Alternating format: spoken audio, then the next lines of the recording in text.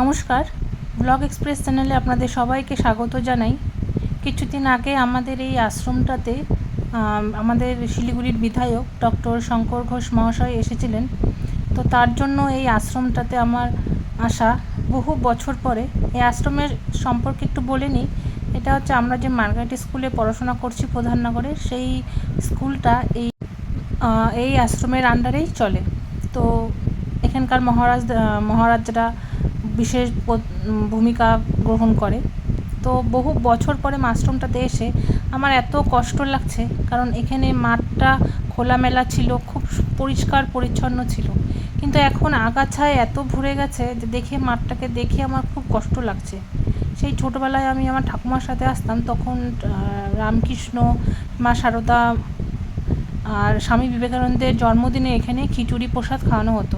প্রায় অনেকেই এখানে আসতো, মানে বাঘাযতীনের প্রায় অনেকেই এখানে আসতো। তো বহু বছর পরে এখানে আসলাম, এসে মাঠটা দেখে আমার সত্যিই খুব খারাপ লাগছিল। পুরো আগাছায় ভরে গেছে মাঠটা। তো মাঠটার এক কোণা দিয়ে খোলা ছিল। মাঠটার অবশ্য গেটটা আগে ছিল না, পরে মাঠটার গেটটা করছে। তো মাঠের কোণা দিয়ে ওটা চাম্পাশরি যাওয়ারও রাস্তা ছিল, ওটা অবশ্য অনেকদিন আগেই বন্ধ করে দিয়েছে। তো যাই হোক, দেখে কষ্ট পেয়ে তো কিছু লাভ নেই। তো ভেতরে চলে আসলাম যথারীতি। তো পুরো ভিড় দেখতেই পাচ্ছেন, পুরো মিডিয়া। তো শঙ্কর ঘোষকে এখান থেকে দেখা একদমই যাচ্ছে না। যতই ওপরে গিয়ে দেখি যদি পারি দেখতে। আর এই যে ওপরেরটা দেখতে পাচ্ছেন, ওটাও নতুনই বানিয়েছে, আগে ছিল না। তো যাই সিঁড়ি দিয়ে উঠে একটু যদি দেখতে পারি। এই সিঁড়ি দিয়ে উঠছি, আর এই সিঁড়িটাও কিন্তু নতুন, আগে ছিল না এটা, মানে আমরা যখন আসতাম তখন এটা ছিল না।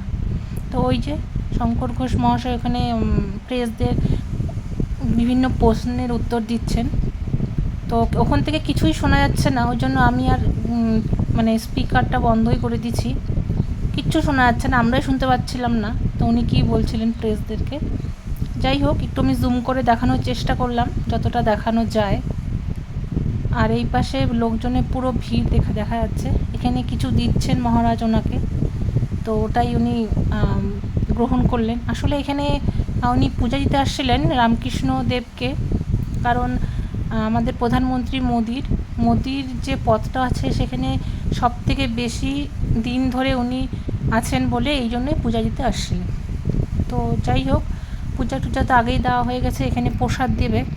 তো এই যে অডিটোরিয়ামটা দেখতে পাচ্ছেন, এটাও কিন্তু নতুন, এটা আগে ছিল না। তো আমরাও লাইনে দাঁড়িয়ে প্রসাদ নিয়ে, শঙ্কর ঘোষ মহাশয় উনি তো বেরিয়েই গেছেন, তো আমরা প্রসাদ নিয়ে এখন বাড়ির দিকে রওনা দিচ্ছি।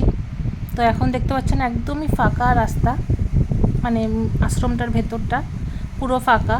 কয়েকজন মাত্র আছেন, গুটি কয়েক, তারাও বাড়ির দিকে রওনা দিচ্ছেন। আর ওই যে দূরে ঘরটা দেখতে পাচ্ছেন, ওখানে আগে ডাক্তার বসতো। ডাক্তার মানে কোনো একজন মহারাজই ছিলেন। তো ডাক্তার উনি ওষুধপত্র দিতেন, আমি আমার ঠাকুমার সাথে আসতাম। তো যাই হোক, এখন তো উনি নেই, অন্য হয়তো আছেন বলে আমার ঠিক জানা নেই। তো যাই হোক, এখন বাড়ির দিকে ধরি পথ। তো ভিডিওটা আজকে এখানেই শেষ করি। ভিডিওটা ভালো লাগলে লাইক করবেন, কমেন্ট করবেন, এবং তার থেকেও বেশি ভালো লাগলে সাবস্ক্রাইব করে নেবেন।